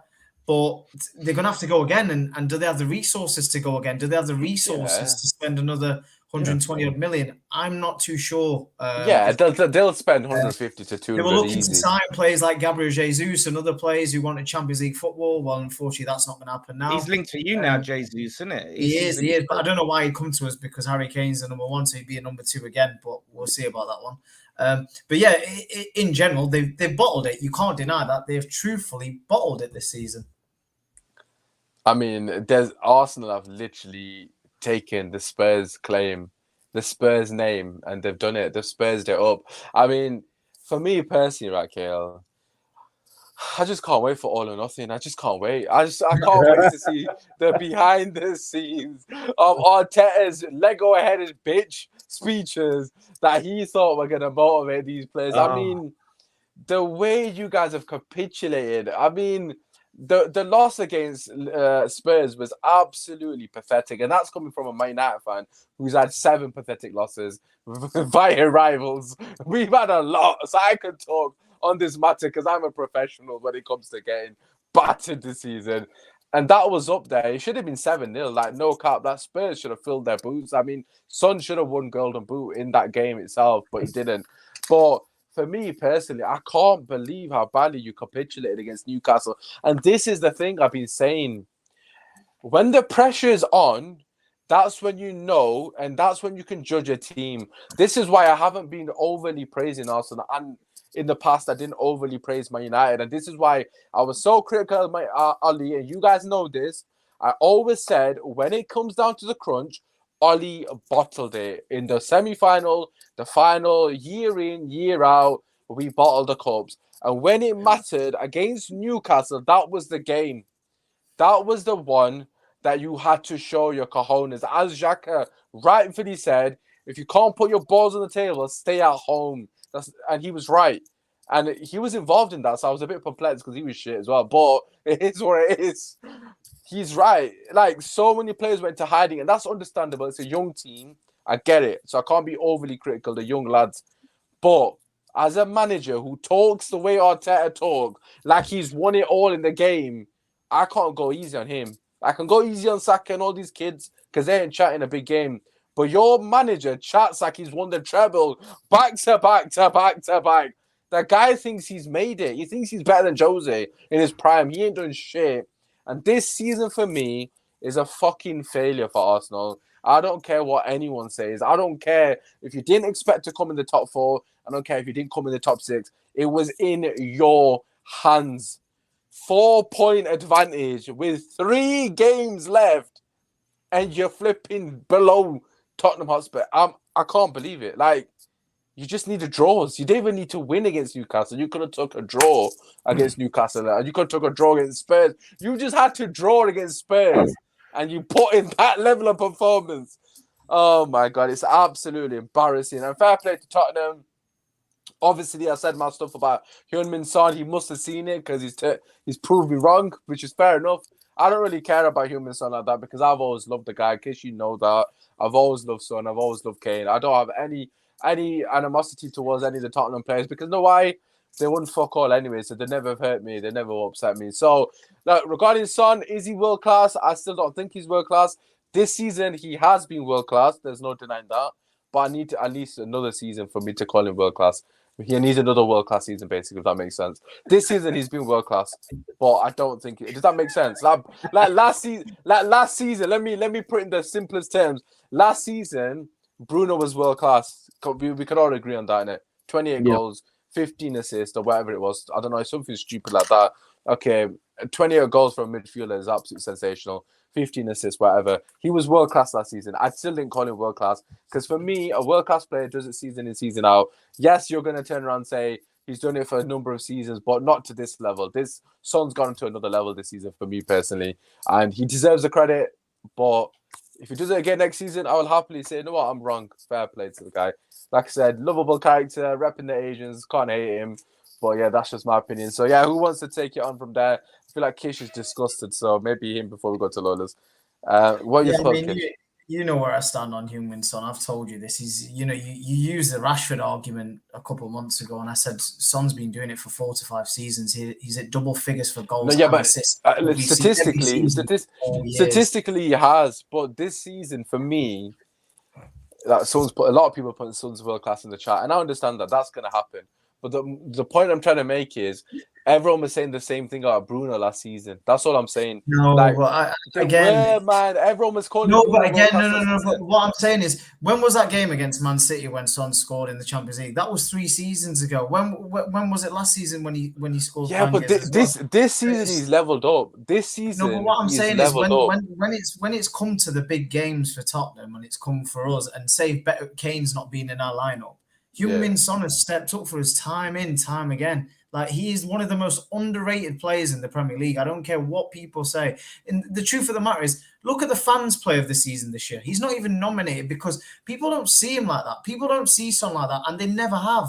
And I personally don't think they ever will. And the reason why is because I don't think he pushes for moves like other players. Other players in his position would push for moves when they're in his position. Look at people like Mane, who are being talked to go to Barcelona, Real Madrid, Salah not signing new contracts. You will never see someone like a Son in that position where he will agitate towards moving, and maybe that goes against him. I don't think that goes against him. To be honest, I think for me personally, right, this conversation it's not black and white. Basically, everyone has different standards and everyone has a different definition of world class. For me personally, I class someone as world class who does it in clutch moments, as you've just alluded to. This season, he's been clutch. There's no denying that.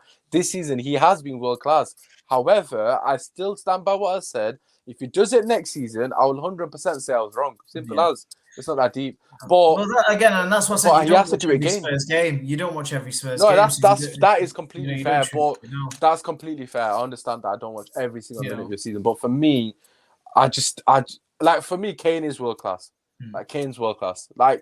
But Son, I just think he needs to do one more season for me. I know statistically he's been doing it for a long time. Son, because like I said, I watch every game. The reason why I rate him so highly is he as a player could be having a stinker. He could be having a terrible game. But he will always work his absolute socks off, no matter who the manager is and no matter what the score is. He's not one of those reactive players that just waits on the ball. I just don't put him in that category at the moment with the likes of the Hazards, like no Hazard in the Premier League.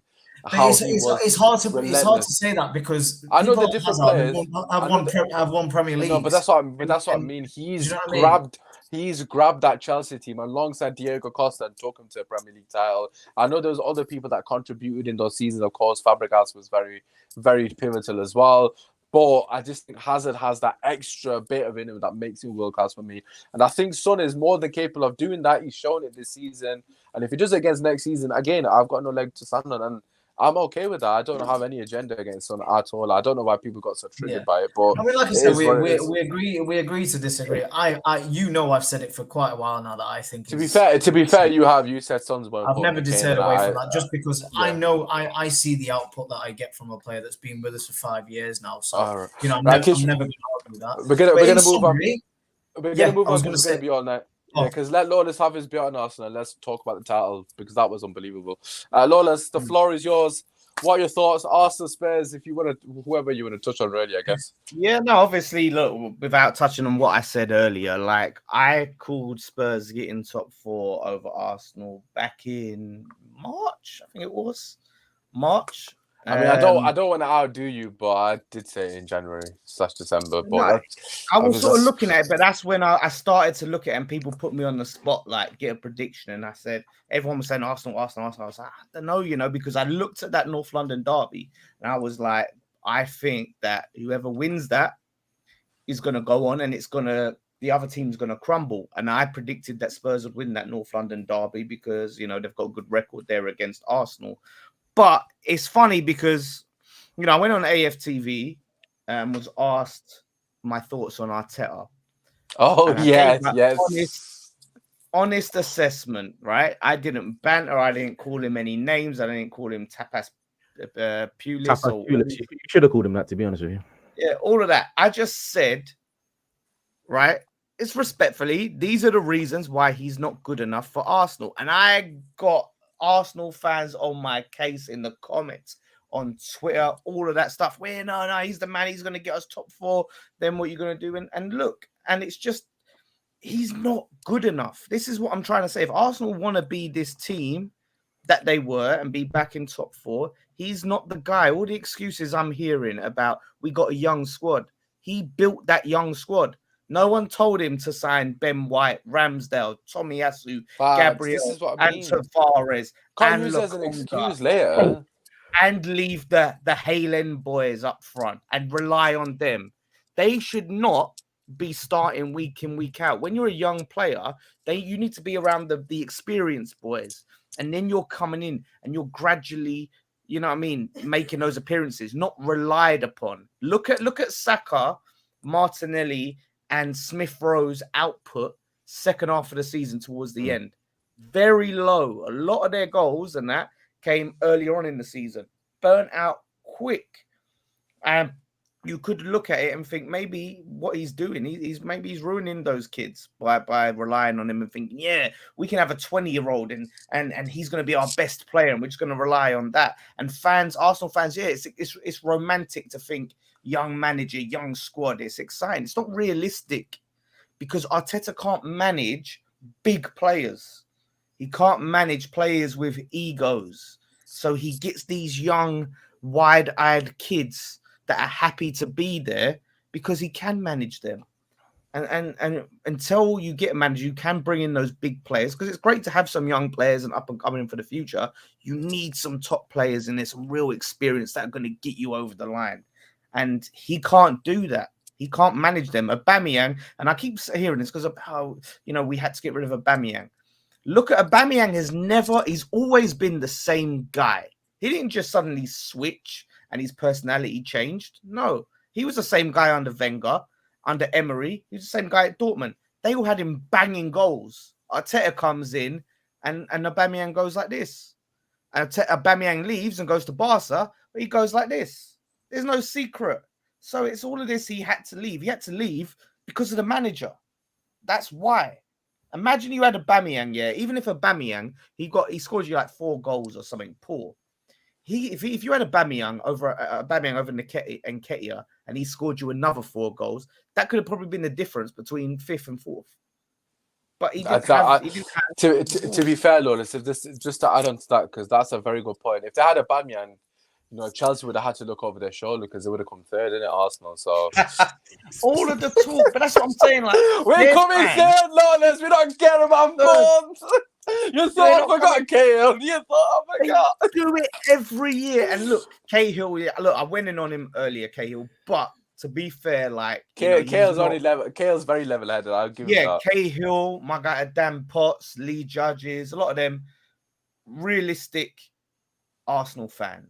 But the majority, of your fans all the time carried away, hyped, and it's the same story every season. Next season it's going to be the same. I got a gal's Twitter, right? So basically, I bookmarked one of a gal's tweets because I was like, Arsenal ain't getting top 4. I always said Spurs would get top 4, as you guys know, but there was a time that it looked nailed on that Arsenal were actually going to get it. And he tweeted out a picture. I don't know, okay, you must have seen it. That picture of all the Arsenal players walking towards the Champions League. Oh, yeah. Was that him? Yeah. That graphic. It looks sick, to be fair. But he tweeted out saying, he basically literally tweeted that Champions League is back at the Emirates. And obviously, I'm pulling out the bookmarks, the receipts now. And he's absolutely fuming. It's hilarious, man. But can I say one more thing as well, just on the signings? Because obviously, like I said, he did build the young squad, and you can look at Ben White. Okay, he's been decent. He's not the level they hyped him up to be. Tomiyasu has been injury prone, but he's been good. But I don't think the level that he needs to be. I think he's a bit slow. Maybe that's down to injuries. Got completely ruined by flipping St. Maximin and had to come off injured. But to me, the glaring signings that I think were a massive failure are Tavares and Lokonga. Because, and I said this, and I had this sort of debate about Lokonga with Cahill. Okay, look, you're looking at them players and you think, yeah, you can't just sit there and maybe expect them to be the full article. Why would they sign?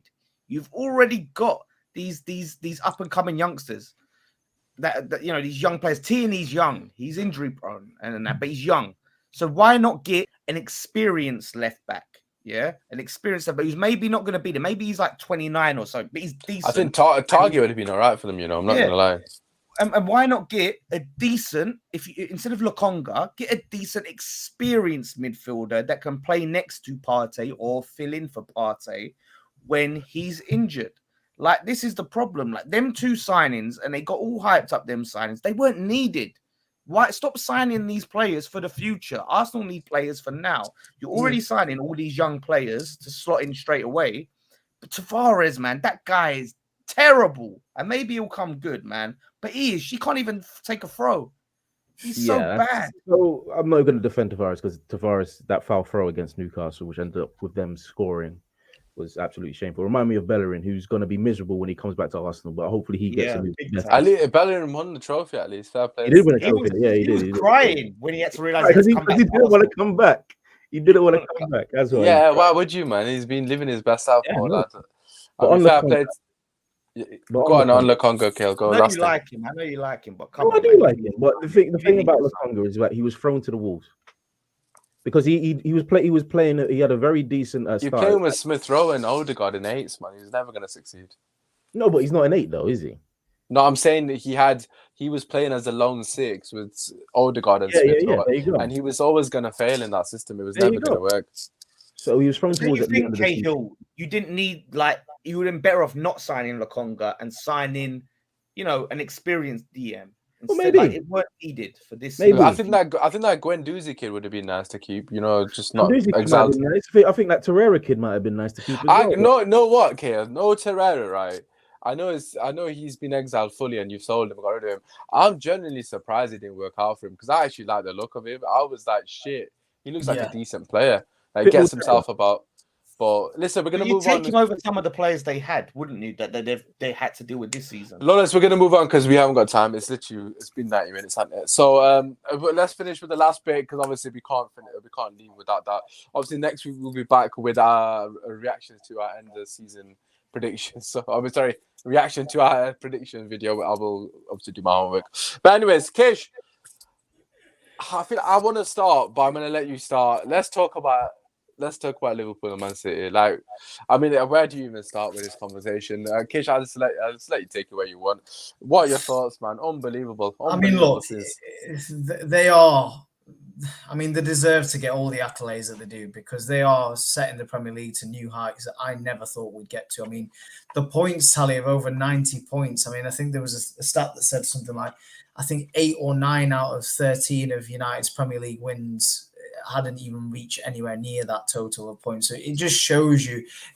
I mean, there's two different things in that way. Maybe either the Premier League has become harder or easy. It could be one of the two. But regardless, the heights that they've set themselves, it is marginal. I mean, Liverpool have lost 3 games all season and lost the league. You know, it just shows you. It's mad. So it is literally the last team to win the Premier League, bar them two, was Chelsea under Conte. And I just don't see how any other team is going to get even close. I mean, if you're looking at it right now, I mean, Liverpool signed Diaz in January and Man City have got Haaland. And that's just that the transfer window hasn't even properly started yet. And they've already made these moves because they want to continue.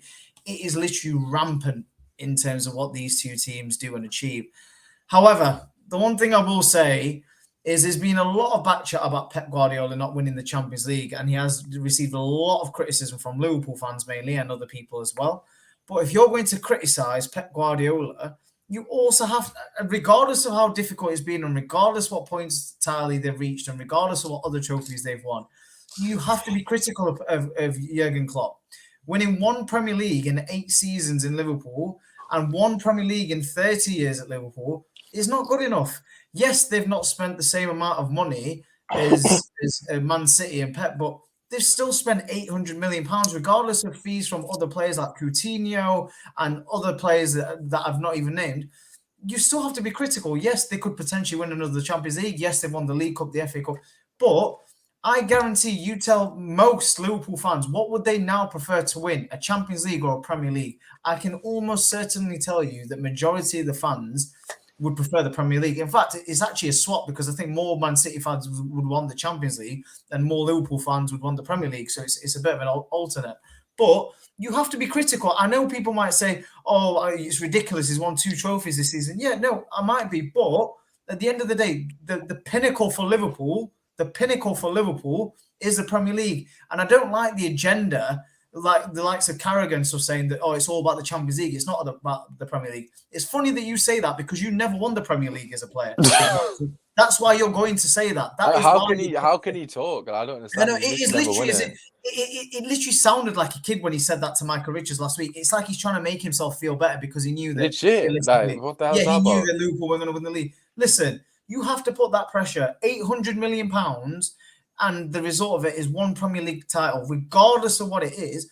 When it came down to the end of it, when it came down to when it matters, Man City had the bottle and Liverpool didn't. In those pressure cooker games where it was literally 1%, and we are literally speaking 1%, the difference maker was the fact that, you know, Pep and City had it, and unfortunately Liverpool didn't. So you have to be critical. I know I probably will get a lot of abuse from this, but I'm just basing it on the levels that they've set themselves that, you know, one has to lose, but the loser, you have to give a bit of criticism too because they've still spent a lot of money.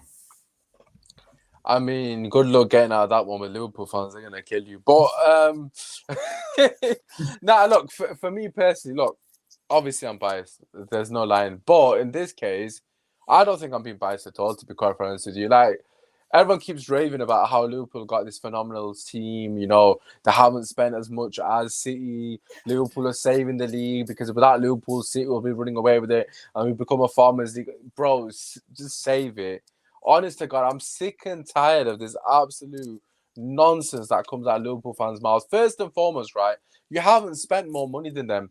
But let's actually look at some of the signings that Liverpool have made, right? And you guys can tell me which signings would you prefer. So Man City bought Grealish for 100 million, right? Liverpool bought Thiago, Konate, and Luis Diaz for about 80. Say 20 million less. So which signings would you prefer?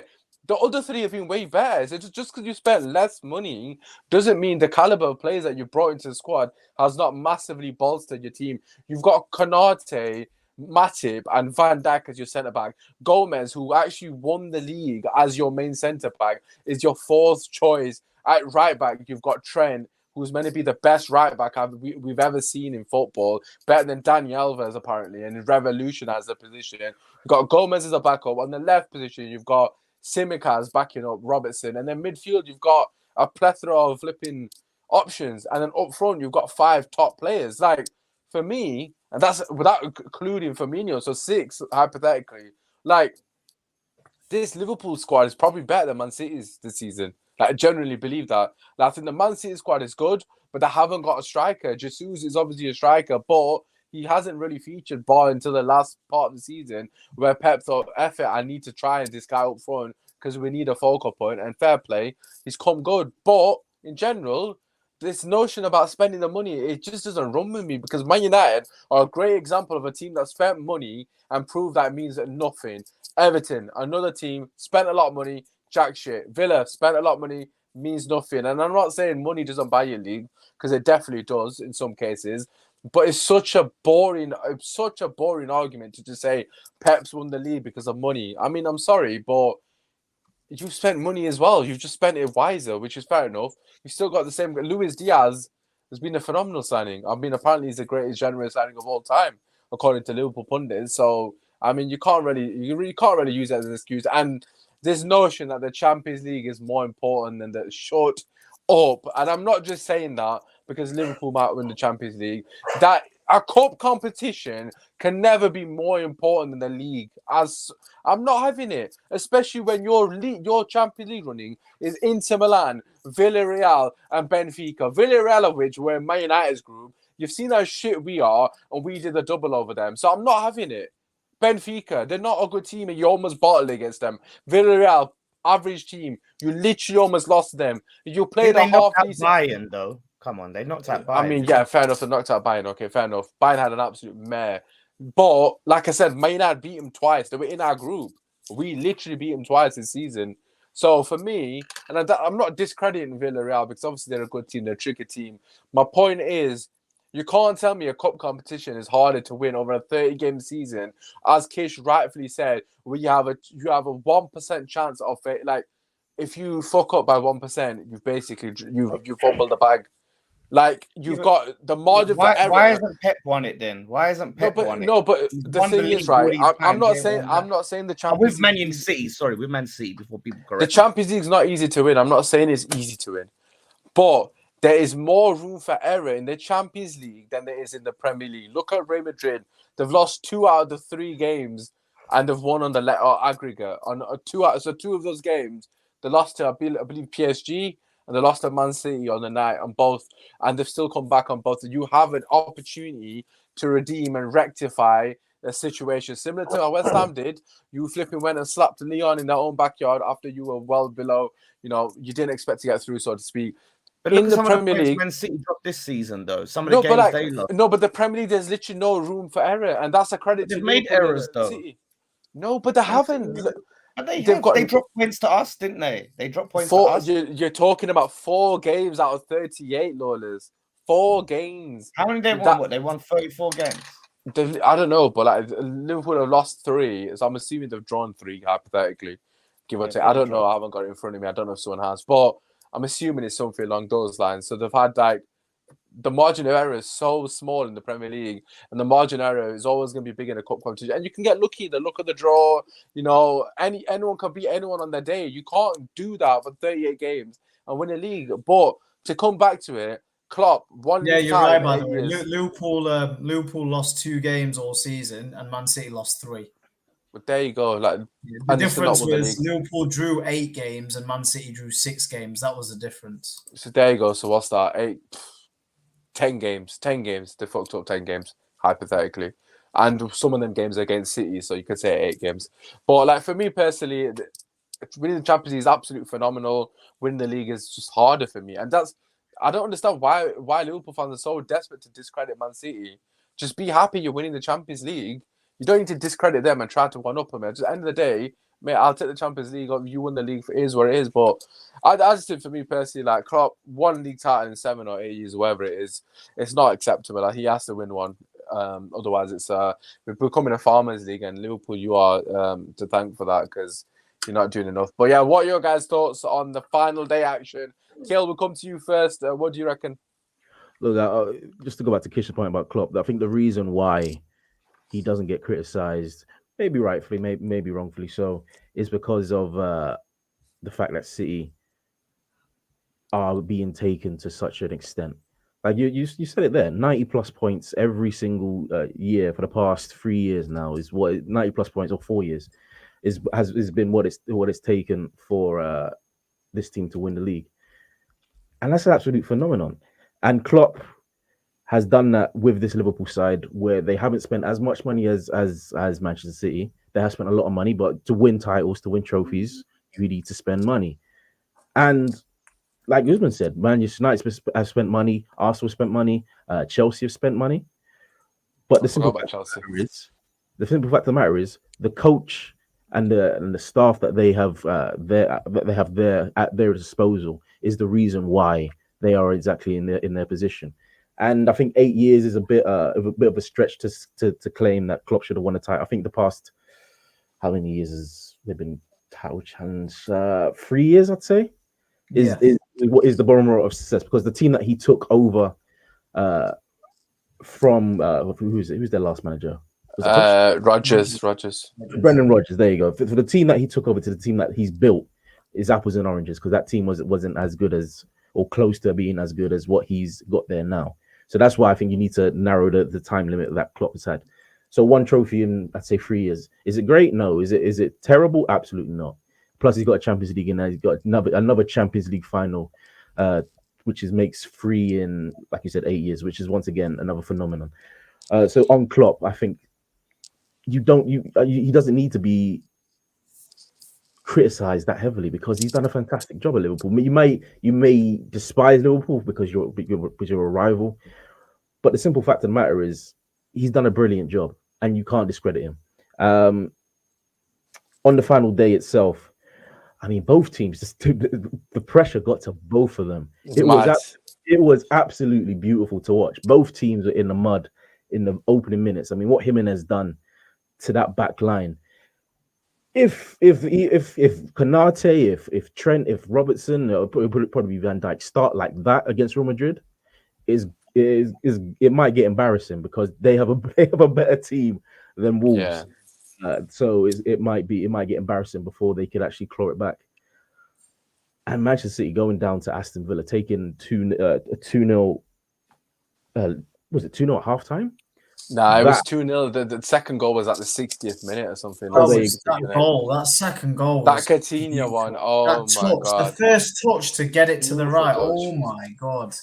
Yeah, both teams were absolutely shook on that final day, and rightfully so, man. A lot of they had everything to play for. I mean, City needed this trophy. They needed the Premier League, because if they went out this season without any trophy, that might have been the biggest disappointment to Manchester City since they've got the money. And Liverpool, they want the quadruple, didn't they? So I understand the pressure, but at the end of the day, Manchester City, they was it 3 goals in 5 or 6, 7 minutes. That's why they're champions, man. That's why they're champions. So all credit to them. They got Haaland next season as well. So they're going to score a whole bunch more goals. So it's going to get crazy. And to round it up, I do think Klopp gets another league title with this side. I think Mane was there. I think Salah's going to be the one to go. But I still think with the front forward line that he has, and he will add to that as well, going forward, it's going to be dangerous, and it's going to win him title. So that's why I don't think Klopp gets the criticism that you guys think he should get or should earn. I don't think he deserves criticism, but I do think the way Pep gets criticized for not winning the Champions League, I do think is massively unfair in comparison to the way Klopp is held in the same. He's not held in the same regard, basically. The story of Pep not winning Champions League since Barcelona. That's the story, not the fact. Yeah, no, obviously, I understand the story. Obviously, he's not winning without Messi. I mean, even I work on that tongue in cheek, but I just think Klopp's too loved by the media. He's too protected, and I just think because he fist pumps and smiles. To be quite honest with you. I don't think it's because of any other reason. But listen, Lawless, we're going to let you wrap up the show. What are your thoughts on the title race? Oh, man. You know what? Man City, part of me, there's part of me that thinks they done that on purpose just to stick the knife into Liverpool anymore. They've done that in the worst possible way for Liverpool, man. The best way for them. They scored 3 goals in 5 minutes near the end of the game. And Liverpool fans are getting fake messages that Oh my God, how did I forget about that? Scored, they're celebrating. The commentator's like, why are they celebrating? They're like, Salah's celebrating, Aguero, all of that stuff. And Klopp's hugging Thiago, quality. The best scenario for Liverpool would have been fucking Man City go 3-0 up. Obviously the best scenario would have been to win it, but other than that, to lose it would have been Man City go 3-0 up in the first 10 minutes, so they know what it is. But they gave them that hope, and it crushed them even more. And it's one of those things. I think Liverpool, they gave a good battle, but you're right. Look, I disagree a little bit about. I think the Champions League is a real prestigious trophy. However, oh yeah, absolutely, Liverpool, of course when I look at it, I think to me as a fan, if you ask me who hasn't won, if club hasn't won either, if you could only win one, would you win? I would say Champions League. I'd rather West Ham win the Champions League, to know that we have that and not a lot. It's eternal glory, just to add on to your point, in that sense, because teams lose all the time, but only a rare few teams in.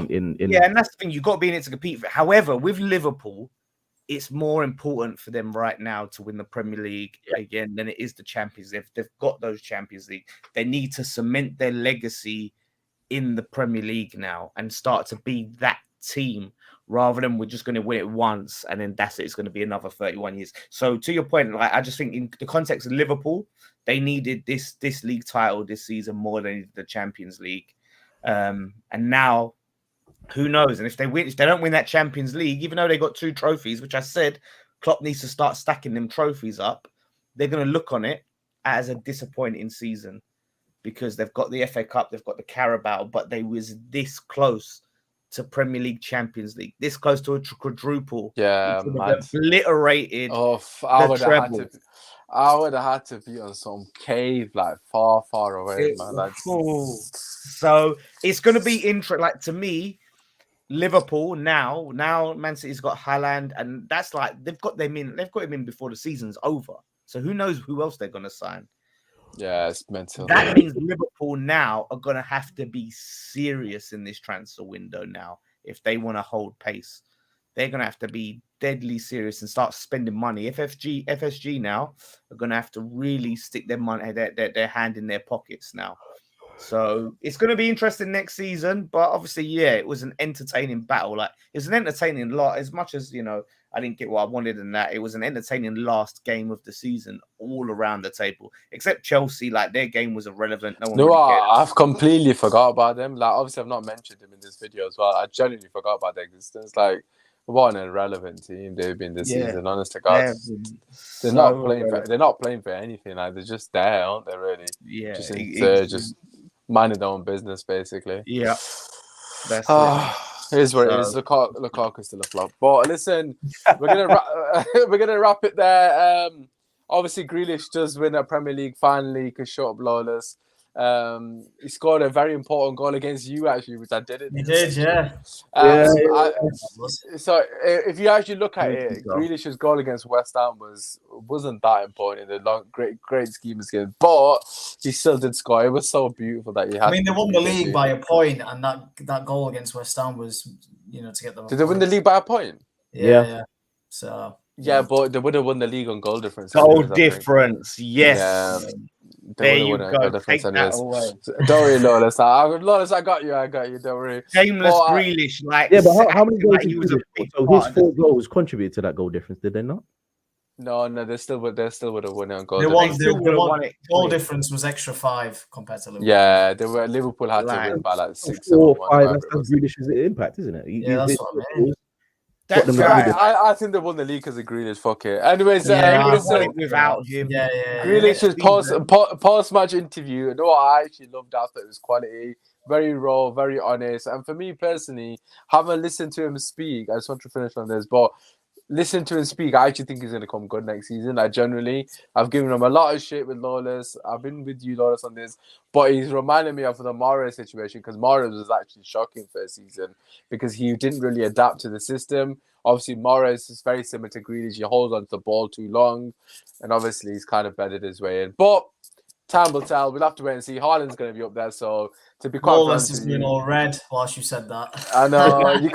you can make a shit pass and Haaland will probably get an end of it. But listen, that has been the season roundup. Hopefully you guys have enjoyed it. If you do watch this on repeat, feel free to slap a like, subscribe to the channel. Obviously, follow us on socials. Mine is Usman Talks United, Twitter, TikTok, wherever it may be. But Kish, where can the people find you, my guy?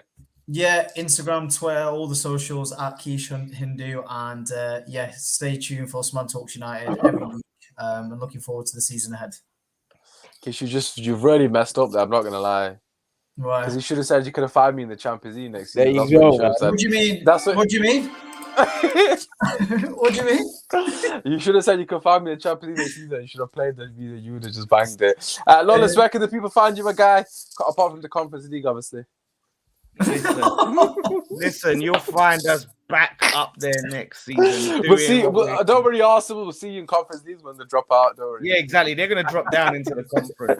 Imagine both Man United also dropped out. That would be hilarious. That's it, and then we'll knock them out of the conference. But yeah, you can find me obviously at DLawless on Twitter. See me arguing with West Ham fans right now. I'm going to try and just ignore them. But yeah, mostly arguing with annoying West Ham fans. I've got Liverpool fans on my case already, boys. Yeah. And then West Ham Fan TV, of course. I'm trying to see if I can find some time to do a compilation of the watch-alongs this season, the highest. Oh my god, with me and Jace. Yeah, so look out for that. I've got that clip of when Rashford scored that last-minute win against you. If you want now, that moment. If we I've got it bookmarked. 10 seconds. That got us the Europa League. I just realised that we would have got Europa League. Right? All we needed is that 1 point. Oh my god, that was so funny. Rashford actually, after his shitness, he clutched it for us. Kale, last but not least, let us know where the people can find yourself and Kojo. You can find us every Monday on the Freeman Field. I wanted to hold.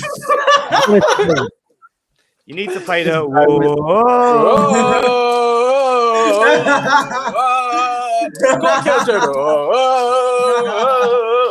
At least you're back, Kale. Progress. Come on, think about the progress. I'm surprised you ain't got the flute version of the Champions League music. But yes, don't worry, bro. I'm ready. I've got everything. What it is. But no, Mondays on Freeman Field on the match report with Kojo as well. Freeman Field on YouTube, Twitter, SoundCloud, all the socials, all the places where you listen to stuff, essentially. So there, Freeman Field. You can also find him on a Thursday night. Cold Thursday night. Listen, I don't know why I'm laughing because I'm going to be there as well. But listen, I've got a season ticket next season. First time in my life. Really? I finally got one. I've waited 6 to 7 years and I've done it. I've got a season ticket. You're probably thinking this guy's lost his head. But guess what? I have lost my head. It is what it is. I'm going to go and experience the tears every single week. So make sure you stay tuned. Probably mostly match day vlogs instead of the watch alongs. They'll be replaced, something like that. But anyways, subscribe to the channel. We'll be back in the coming days, hopefully, if I've got some time with the Manchester United season review. That should be great fun. And we'll be back next Monday also, basically reacting to our season predictions as well as just chatting shit. And yeah, apart from that, hopefully you enjoyed the video. Drop a like, subscribe to the channel, and follow everyone's social. Apart from that, it's